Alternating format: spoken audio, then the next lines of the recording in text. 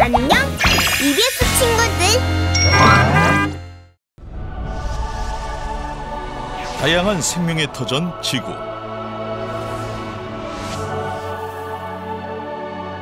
그 속에서 수많은 생명을 탄생시키는 대자연. 하지만 멸종의 멸종을 거듭하며 많은 생명들을 모조리 몰아내기도 했는데, 멸종과 탄생 첫 번째 이야기. 공룡은 어떻게 나타났을까?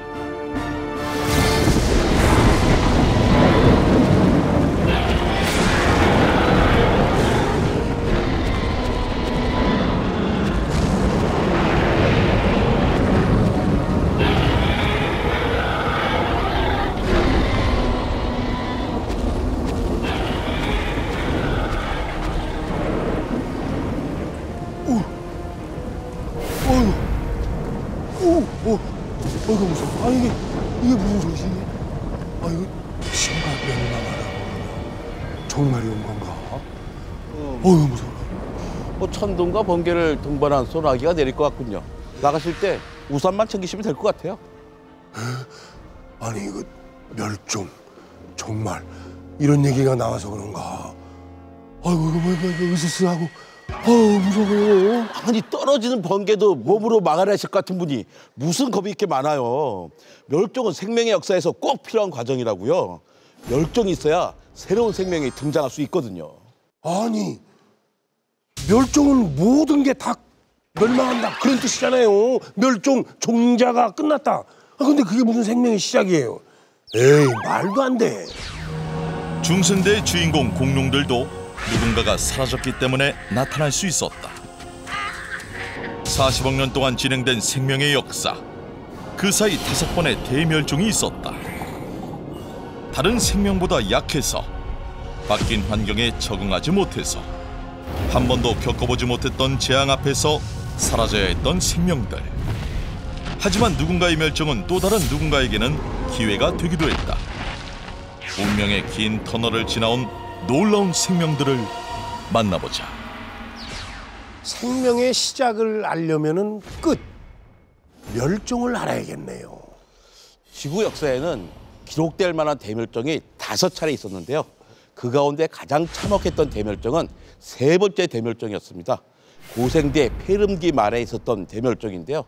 당시에 지구상에 살고 있었던 모든 생명의 95%가 멸종했습니다. 95%가 멸종. 다 죽었다고 봐야죠. 95%가 멸종했다는 뜻은 100마리 가운데 95마리가 죽었다는 게 아닙니다. 100종류 가운데요. 95종류는 한 마리도 살아남지 못하고 싹 다 사라져서 멸종했고요. 나머지 5종류라고 잘 살고 있는 게 아니에요. 거의 다 죽었지만 멸종만 면한 상태인 거죠. 95%가 멸종했다는 뜻은 100개의 생태적 틈새 가운데 95개가 텅 비어버렸다는 뜻입니다. 생태적 틈새요? 생틈? 예, 생태적 틈새는 어떤 생명체가 먹이를 찾고 새끼를 번식할 수 있는 공간을 말해요. 딱따구리하고 동거비가 같은 나무에 살고 있거든요. 그 이유가 생태적 틈새가 다르기 때문입니다. 딱따구리는 나무 밑동부터 먹이를 찾아 올라오고 동거비는 나무 꼭대기부터 먹이를 찾아 내려와요. 하지만 같은 나무지만 생태적 틈새가 다른 거죠. 100개의 생태적 틈새가 있다는 것은 100가지 생명들이 살 수 있는 공간이 있다는 뜻입니다. 멸종의 어머니, 멸종의 탑이네. 무서워. 고생대 말의 지구. 지금의 시베리아 지방에서 용암이 쏟아진다. 광활한 지역에 끝도 없이 흘러나오는 용암이 20m 두께로 쌓인다. 오늘날 아메리카 대륙 전체 크기에 달하는 엄청난 규모의 화산 폭발. 그 앞에서 생명들은 속수무책일 수밖에 없었다. 용암과 함께 뿜어져 나온 가스가 대기를 가득 채웠다. 온실 효과로 지구의 온도가 상승하고 산성비가 내린다. 대기가 무너지니 바닷속도 엉망진창이 된다. 그야말로 통제가 불가능한 지구가 되고 말았다. 야, 진짜 어마어마하네요. 네. 무시무시한 용암과 어마어마한 양의 이산화탄소가 배출되면서 지구온난화가 시작되었습니다. 또 바닷속에 녹아있던 산소량이 급격하게 떨어지니까 생명체들이 도무지 살 수 없게 된 거예요. 진짜 파괴의 끝판왕이네요. 어우, 갑자기 숨이 턱 하고 막히는 것 같네. 고생대 폐렴기 대멸종이 유난히 치명적인 데에는 또 다른 이유가 있습니다. 재앙이 닥쳤을 때 멸종과 생존을 결정하는 요인은 과연 무엇일까? 지구의 지각판은 끊임없이 움직이며 시기별로 다른 대륙의 모습을 보여준다. 하지만 때론 모든 대륙들이 하나의 큰 덩어리로 모이기도 하는데 이때가 바로 그랬던 것이다. 당시 모든 동물들이 한자리에 모여 있었던 셈이니 함께 그저 속수무책으로 당할 수밖에 없었을 것이다. 뭉치면 살고 흩어지면 죽는다. 뭐 이런 말도 있는데 결국은 뭉쳐 있어서 더 큰 피해를 본 거네요. 그렇죠. 불난데 기름 부은 격이죠. 어쨌든 이 무시무시한 대멸종의 충격에서 벗어나 다시 다양한 생명들이 번성하기까지는 또다시 수많은 시간이 필요했습니다. 주인 없이 텅 비어있는 지구. 이 지구를 누군가 점령해야 할 텐데 바로 그 기회를 잡은 생명체는 누구일까요? 모든 것이 사라진 땅. 하지만 어디선가 식물의 씨앗 하나가 날아오고 그 씨앗은 그 식물들은 다시 숲을 만들어낸다. 새로이 시작된 생명의 터전. 그렇게 생태계는 다른 종에게 살 길을 열어준다. 바로 그 주인공입니다.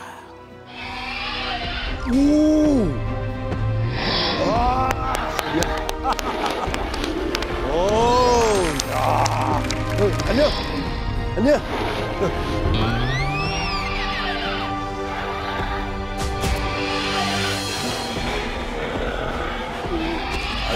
아이. 오, 아이. 오.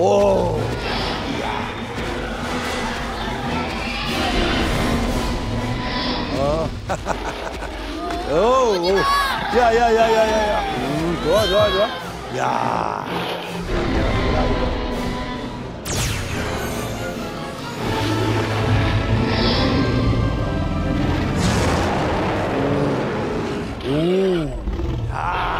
드디어 우리가 사랑하는 공룡들을 만나게 된 겁니다.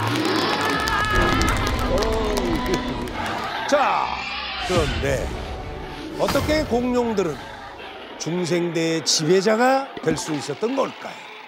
공룡이 등장하기 전 중생대 트라이아스기의 풍경을 한마디로 표현하면 헐떡거림입니다.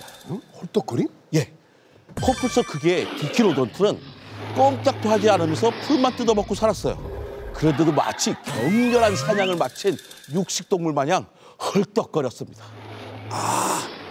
그 이유는 제가 맞춰볼까요? 혹시 산소 부족? 역시 맞습니다. 그렇죠? 트라이아스기의 대기 중 산소 농도는 15%까지 떨어져 있었거든요.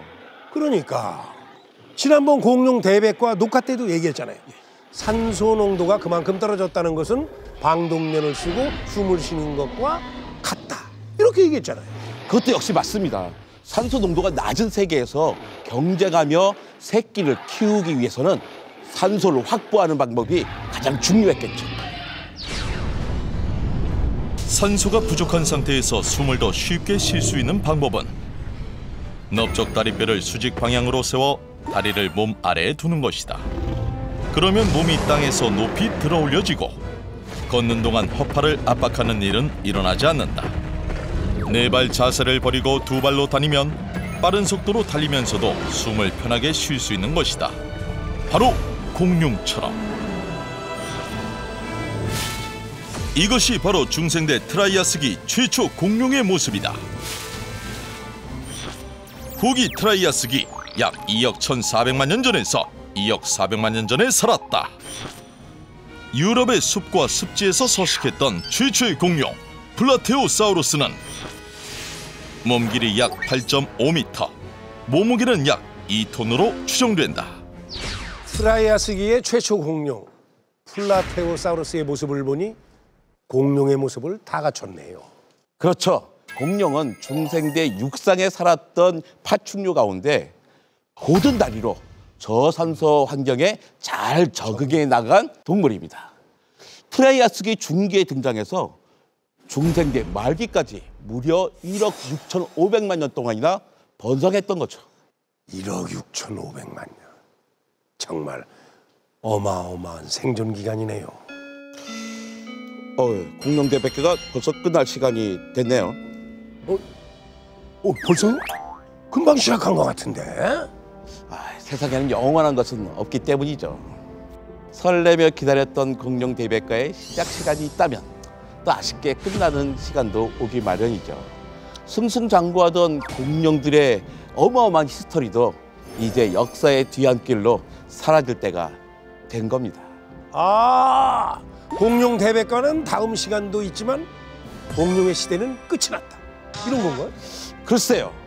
결코 끝날 것 같지 않던 공룡 시대가 막을 내린 이유는 무엇인지, 그리고 공룡 시대는 정말로 끝난 것인지 여러분은 그 답을 알고 계십니까?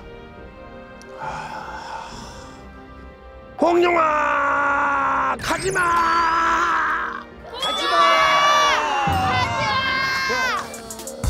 나는 아직 널 보낼 준비가 안 돼 있다고.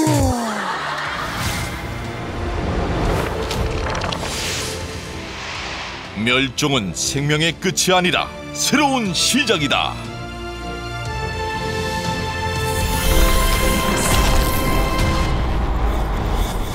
왜 나만 따라다녀?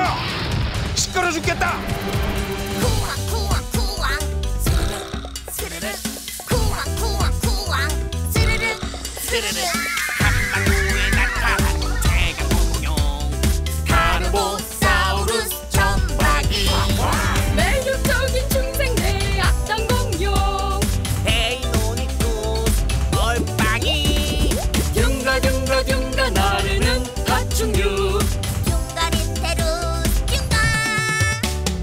둥가 쿠왕 스르르 쿠왕 스르르 한반도에 나타난 중생대의 공룡들 왜 나만 따라다녀?